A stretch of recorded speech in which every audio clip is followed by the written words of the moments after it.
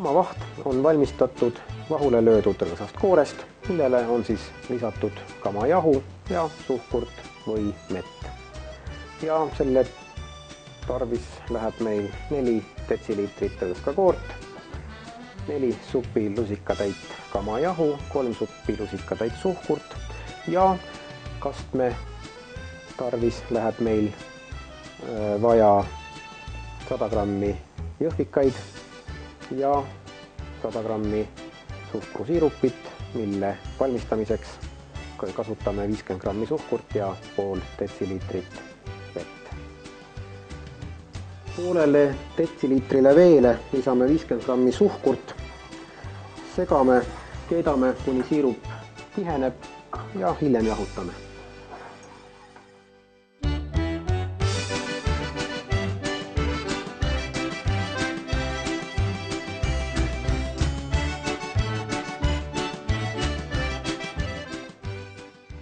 Samal ajal kui siirup keeb, surume jõhvikad läbi sõela. Me kasutame selleks puulusikat.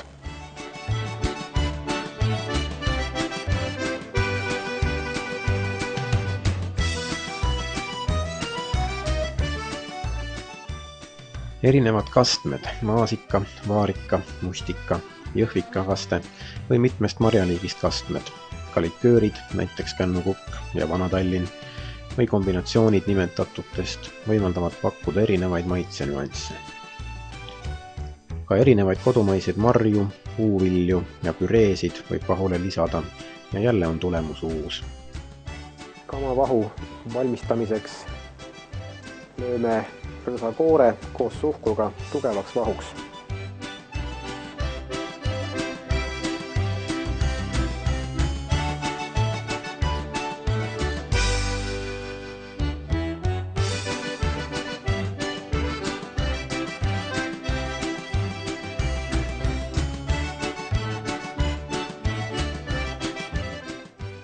Üks eestlaste armastatumaid magustoite pannkookide ja mannavahu kõrval on vahukoor, mida meelsasti ka külalistele pakutakse. Kamavaht ongi vahukoor, millele on lisatud kamajahu. Kamavahtu võib valmistada traditsiooniliselt või sellega veidi mängides jõuda ikka ja jälle uute ja huvitavate kombinatsioonideni. Kamavahu ideed edasi arendades saab kohupiima lisades kamakohupiimavahu, toorjuustu lisades kamajuustuvahu ja nii edasi. Ja kui on saavutatud tugev vaht, segame juurde siia kamajahu.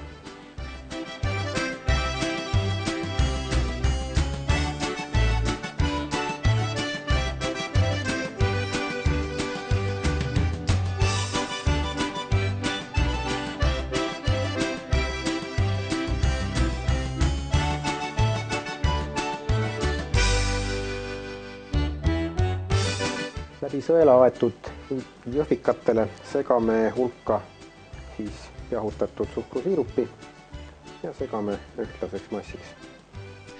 Kama võib lisada erinevatele keepiiri ja hapupiimatarretistele, marja- ja puuviljakreemidele ja külmutatud vahtudele ehk parfeedele. Seda saab kasutada soojades magustoitudes ja küpsetistes, kamakäkid erinevates toorainetes veeretatud, erinevate kastmetega lisandiks, peaksid samuti igati tänapäevase magustoidu mõõdu välja andma. Kamavahtu serveeritakse eine lõpus magusroana. Serveeritakse jahutatult 10–14 kraadi Celsiuse juures. Võib serveerida koos erinevate lisandite või kastmetega. Kamavahu võib lauale anda suuremas magustoidukausis või portsjonitena. Kastme võib serveerida ka eraldi. Lisandiks võime valida marju erinevaid, samuti keedist, hapukat keedist, purustatud ja röstitud metsapähklit, marjapüreesid, uuemal ajal ka šokolaadi, samuti Vana-Tallinnat ja nagu ka siin enne keetsime, jõhvikakastet. Ja võibki siis panna igale ühele natukene midagi peale. Paneme siit jõhvikakastet, natukene ka mõned jõhvikad siia juurde. siia võime panna näiteks Vana-Tallinnat ja pisut šokolaadi.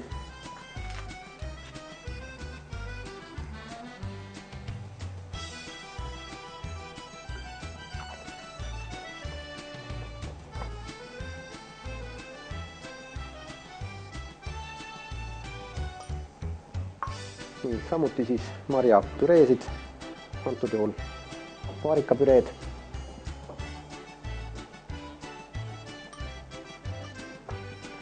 Ja näiteks siis ka metsapähkleid hakitud kujul.